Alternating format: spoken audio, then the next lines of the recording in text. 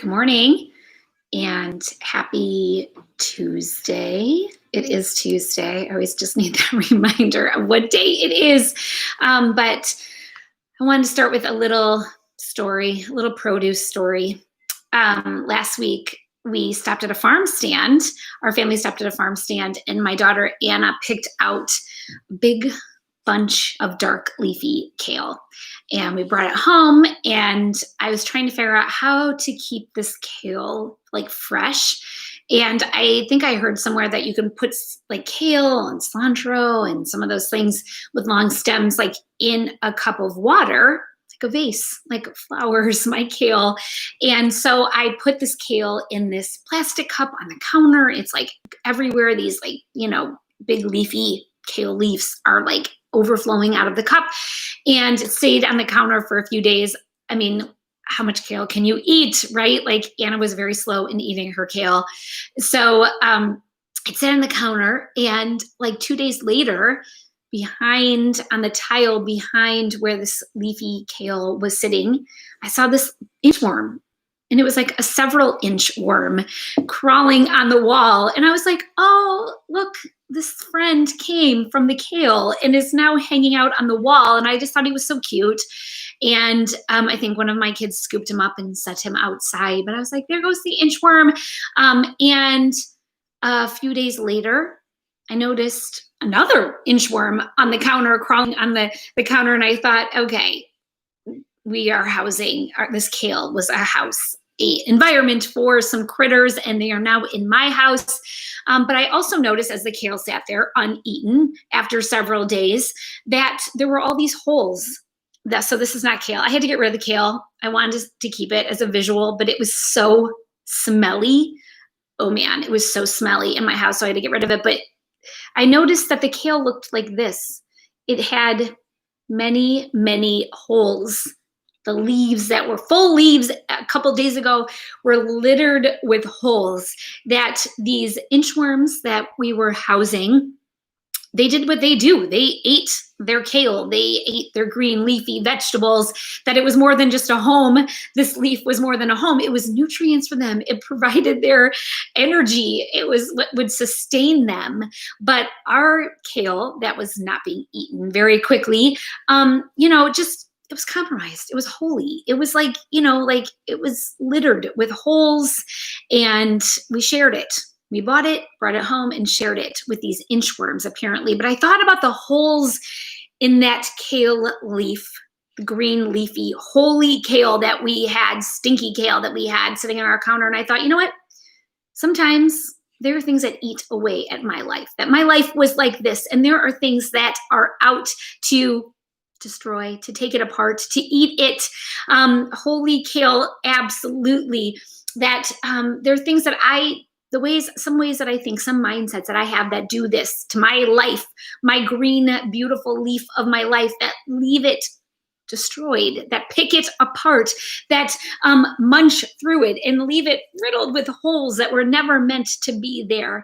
And I was thinking about one of the ways that I sabotage, in some ways, the pure green leafiness of my life is by measuring myself. That I have this constant need to come back to my identity and to measure myself, to evaluate myself. That it is like kind of this constant theme, like, am I good? How am I doing? Am I good enough? And looking at the things of my life, my responsibilities or my assignments, and evaluating them, looking at them, picking them apart, eating them from the inside out, a one hole at a time, munching through this again, like my identity. Like, what is it that I want us to look at today? What is it that can eat through, that can pick apart our identity, that was never meant to pick apart our identity? And I was thinking about this, and I was thinking about how I am constantly measuring myself and the potential that it has to pick apart the wholeness of my leafy life, and to cloud my vision, and to steal my joy, and to steal my peace, and really the self-satisfaction, the satisfaction of God over my life.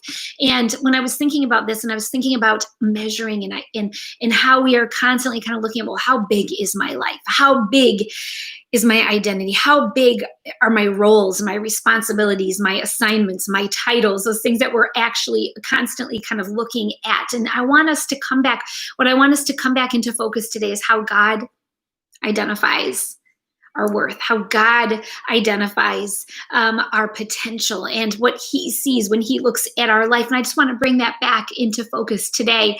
And I want to remind us of something that that God said to Samuel when he was anointing David king. And this comes out of 1 Samuel 16, verse 7. And it starts in B, the second part of the verse. And it says this: God is showing us exactly what he is looking at when he looks at our lives. And it says this: for the Lord does not see as man sees. For man looks at the outward appearance, but the Lord looks at the heart. But the Lord looks at the heart. He's showing us right here what he is looking for when he looks at our life, and that what we should be looking for when we evaluate, when we are measuring, when we're looking for how good, how big, how well we are doing. God is saying, I look at the heart. I look at the heart. And Bill Johnson, one of my favorite preachers and authors, he says this. He says that we are as big as our affection, that we are as big as our affection, or that we are no bigger than our affection. And so here God is saying the same thing to Samuel, to David. How big is your heart? How big is your love? How big is your love for me? How big is your love for the things that I have put in your life? How big is your love for your family? Which of course stems from how big is our love for God? How big do we see him? How big have we allowed him to expand our hearts? So we don't measure ourselves by performance. We don't measure ourselves by other people's ideas, opinions, concepts of us, that we get identity absolutely anchored in the fact that we are just as big as our affection. We are no bigger than our affection. We are no bigger than our hearts and the capacity of our hearts. And so here's where I hone in on. Here's what I come back to time and time again. God, would you expand my heart for you? Would you allow me to measure myself by the things that you are measuring me by? Not any assignment, not any role, not any job that I could do, no activity of my life, but one thing. I measure myself by my affection, and I come back into this view of my heart comes back into view often, and I just hold it open before the Lord and just say, expand it as only you can. Expand my affection as only you can. Captivate my heart again as only you can. And that's the prayer that I want to put before us today, this week. God, captivate my heart. Expand the affection of my heart, and let it come into an alignment with the things that have captured your heart. And so I just want to remind us, church, that God is for us, that he loves us. When he looks at us, he is not frustrated. He's not wishing for more. So if we can just not pick apart, we cannot just pick apart our own lives, that if we can get into agreement with God's heart over us, how big, how wide, how deep is his love for us, and let that just flow through to other people, to the things that he has put into our life, the things that he has put into our hands, put into our hearts. So that's my encouragement for us today. I'm no bigger than my affection.